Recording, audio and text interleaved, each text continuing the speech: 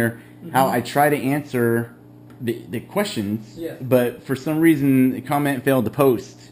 So that's why I started answering the questions like this. Sounds good. And so he's going to read one of the questions, and then I'll answer, I guess. All right. Yeah. Sounds good. One from Roberto Delgado says, "Happy New Year's to you, Chief." Dude. Mr. Delgado, dude.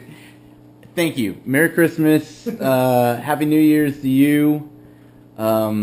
We wanted to make sure that you said, I was touched that you were saying Happy New Year and stuff, so I wanted to make sure that I said Happy New Year back to you.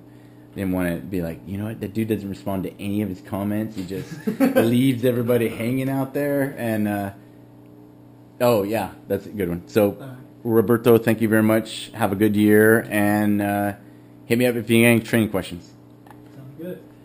Next one from Juan G. "Hey Mike, what do you know about prior drug use, specifically pot, and trying to become a PJ?"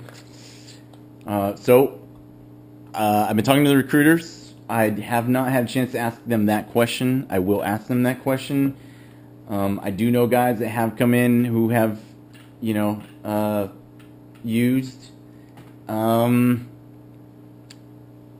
If you cannot use, then don't.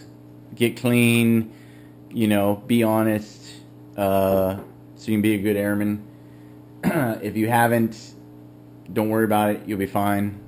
And I will get back to you with an answer from the recruiters, hopefully tomorrow. All right. Look, next one, a bit of a long one, but here it goes. El Barto, best name I've seen so far.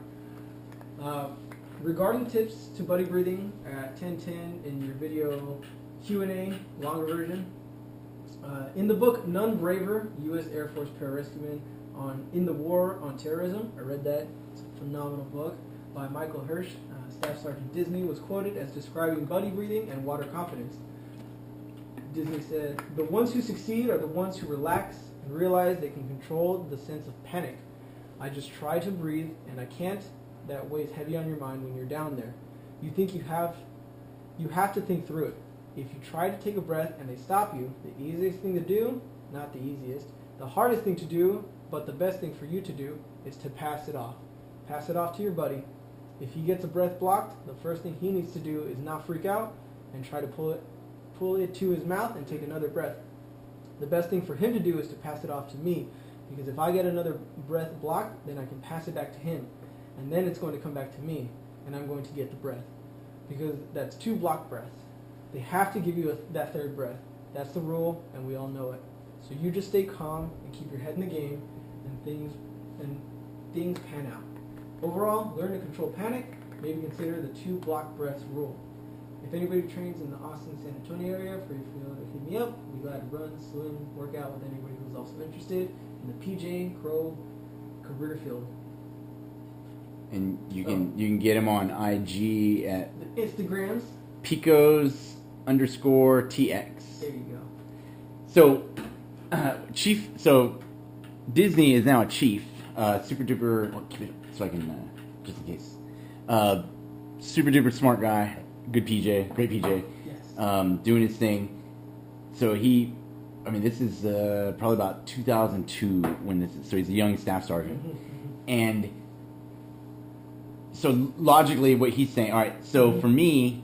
It's I want you to breathe more than I want me to breathe. Yeah. And if we're going to die, I'm going to make sure it's not you, right? I am going to, it's you before me, service before self. It's all that kind of stuff. Servant leadership. Right. He wants, so your whole goal is that I breathe. And your goal is that I breathe up until before you're going to die, before I die. So we're both doing it. If that's our singular goal, my goal is that you're going to breathe no matter what. And your goal is no matter... So when it comes to me and I can't get a breath, pass it. As soon as you can't get a breath. It's kind of like parachuting. You have your parachute, you do it, it doesn't work, you try it one more time, you're going for emergency, right? Buddy breathing. I'm giving it, I'm going for it, I can't get it, gone. Because the quicker that I get it to you, is the quicker you're going to be able to get it back to me. and vice versa. Yeah. So keep moving. Don't fight it. Yeah. Relax, like he said, and you will breathe. Yeah. The 2 blocked breath rule, that is a rule, but it's not always fought. Like not on eval, but in a testing phase, or something. And I think in life you can't count on a hard and fast rule. Right. So life is not black and white. Right. There's gray everywhere. So I would worry only on the 2 blocked. If I'm going 1, 2, 3, 4. Not that it would get that far, but if I'm counting, or not that 1 and 2 is very high, but what if I forgot? And then I start panicking. Yeah. Was that 1 or was that 2? When was the last time I breathed? I think that for me, if I was focusing like that, I would start maybe getting worried. Yeah. Versus if I'm like, he's going to breathe. Okay. All right, he's going to breathe. Okay, I get a breath. Yeah. That if I just think on the positive side, that sooner or later I will breathe. Yeah. And I don't focus on what time or when that's coming, for me, that works better. But no, yeah. If you put hard and fast rules and they're not met, I could see where that could lead to a sense of panic, because then it's like, oh, the rules weren't followed. Right. What do I do? And so. And I'm a more rules are meant to be like interpreted. I like the spirit of the law versus the letter of the law. Okay. Yeah. Yield, right? If there's a car coming, you're gonna kind of stop. Up until maybe stopping. But for yield, you really need to. Okay, I can go, or I can't go, and just roll with it. And so I think we're good. So that was. Sounds good. Thank you. We need to find something that doesn't sound like they're Hispanic, though, because the last 2 guys. We're not biased, but just the way. Oh, this is a good one. Okay. And once again. All right. Again, no bias, but just how it is. Question from Manuel Medrano. Mike Maroney, in general, should any cone be single all the way through training and basic military, then advanced training? If they are not married, since we can't guarantee a woman will keep their legs closed. Whoa. I'm dealing with this. I don't want to drag someone with me all the time, not being able to see them that much. My pastor told me that he knows a bunch of SF guys, that the best decision for me to make is to be single until I make my first deployment. It's hard because I know every guy wants walls, but I'm Christian and I can't do that until I get married. I know that it's the best thing for me. I need your perspective. Have men been distracted by women while in their PJ training, etc.? It's better for me not to drag someone along with me all that time. All right. So, multiple questions. Yes. We'll start with the first. All right. So, if you can be single, doing the training, going through the pipeline, enjoying the job, learning your job, go for it. Do it. Right? But if you find someone and you can't live without them, and you'll know, 'cause when you know, you know. I know it sounds when you know, you know. No, You just know. you just know. when you can't live without that person, or you feel like, you know what, this is why I'm here. This is the kind of person. She helps me. He helps me. Whatever. We're a good balance. Yeah. When you find that. It doesn't matter if you're deployed. It doesn't matter if you're gone. Okay. You figure it out, right? You make it work. And because I've seen some very strong, I've seen some very not strong. And this is what I'm always saying, like, relax, right? Don't get married till you're 30. Don't have kids. Like, learn the job. Yeah. Live it, love it, have a great time. But that's not a hard and fast rule. I like fluid motion, right? Water. Really? Yeah. No way. No, I don't think I have any real hard. The only hard and fast rule I have is the number 1 rule of CQB, which is the number 1 man is always right. And since in the game of life, in the CQB, I am the number 1 man. So whichever way I'm going is the right direction. Yeah, you always got to look out for your star player. You. Yeah. Well. For me, it's just you have to have faith and trust in your decision making, and that brings up another good question or answer.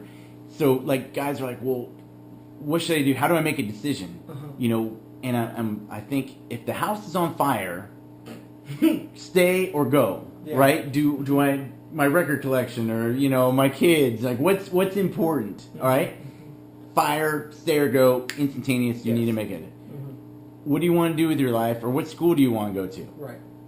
I've got time to research. I've got time to look for this. I've got you've all the time in the world, or as much time as you give yourself to make an answer. And I think that you need to make your decision for you. Is this girl worth waiting for? Right. Is it? All right. So here's another kind of answer. Can she mow the lawn and take care of all the things around the house while you're gone without you? Yes. If you have kids, does she realize that she is basically a single parent while you're gone?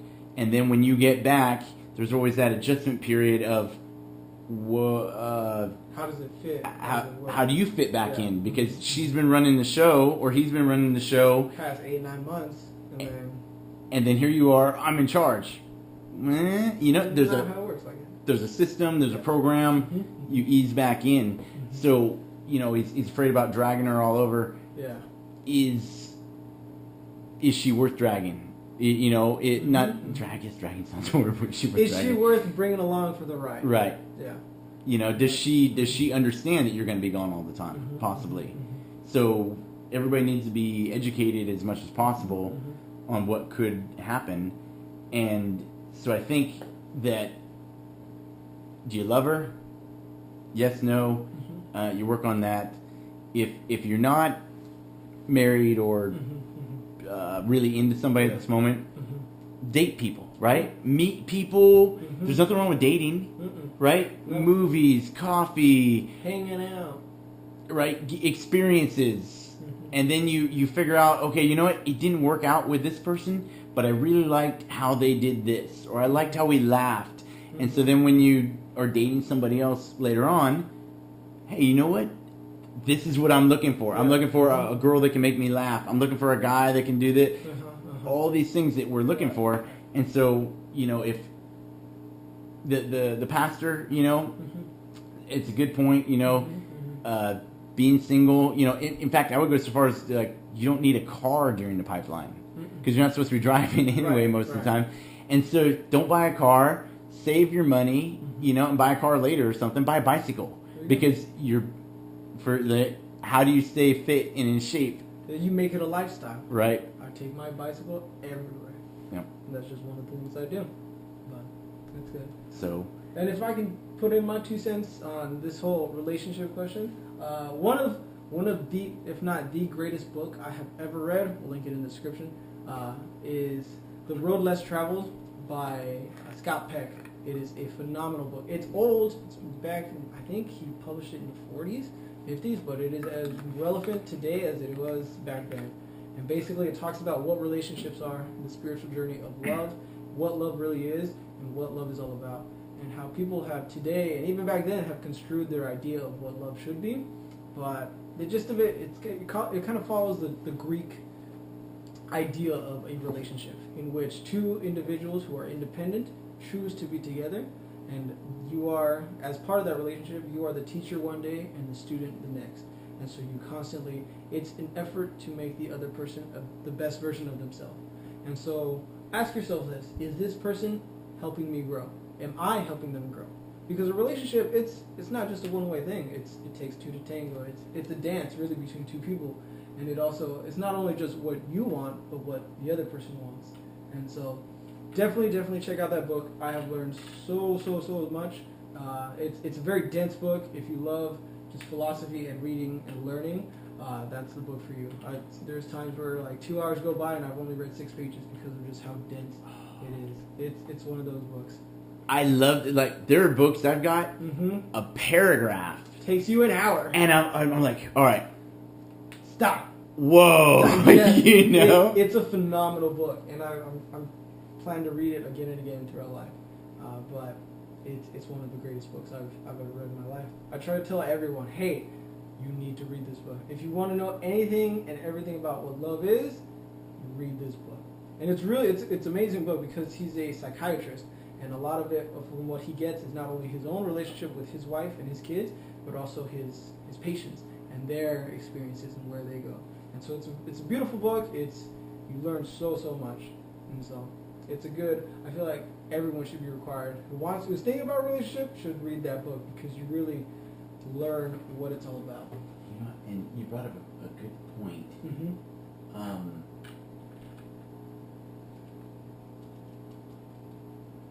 I use this all the time. You use thrift books? I use thrift books left and right. I have mountains of books because of thrift. So do I. All right, so thrift books. Look at that, great minds think alike. Link in the description. Thriftbooks.com. Website the best. All my books I've been buying. Yeah. You know, I watched the Choco podcast. I'm like, oh, boom, ordered. Yeah. Glory of the Trenches. Right? Mm-hmm. And their prices are unbeatable. I've looked I'm a big reader. I love books. My mom gets mad at me because what's with all these books? I was like, Mom, I'll get to it. I'll learn it. I'm learning. But these books you get literally up to 90% off. And if you go to eBay, Amazon, you have to pay a lot more money. And here in thrift books, you get just literally. I've bought books for a nickel. Yeah. On this website, and it's awesome. And I believe, all right, so if you spend over $25, shipping's free. Yes. But if you spend over $50 or you spend $50, mm-hmm. you get $5 off your next purchase. Mm-hmm. So I always try to spend $50. Yeah. If you love books as much as we do, listen to Jocko, get your list, and then start browsing. And you can I bought Jocko's book. Yeah. Off of thrift books. So Jocko's on there. Everybody's on there. That's pretty funny. So, fiction, nonfiction, everything you need. So. I got signed books. What? Yeah, first edition signed books. And the crazy thing was, both books were to a guy named Michael. Perfect. And I'm like, it was meant to be. It was meant to be. Which I had a surfboard that was like that. Really? That I found in Ventura. It was a beautiful day. Well, how much time we got? Dude, we're at 52 minutes. Are you serious? Yeah. All right. I'll finish the story. We'll wrap it up. I think under an hour is good. Yes. That way they can digest this. You can podcast it if you don't want. We are going to we're putting this on the Welcome to the Coniverse. Here we go. Let's see if we Google it if it will pop up.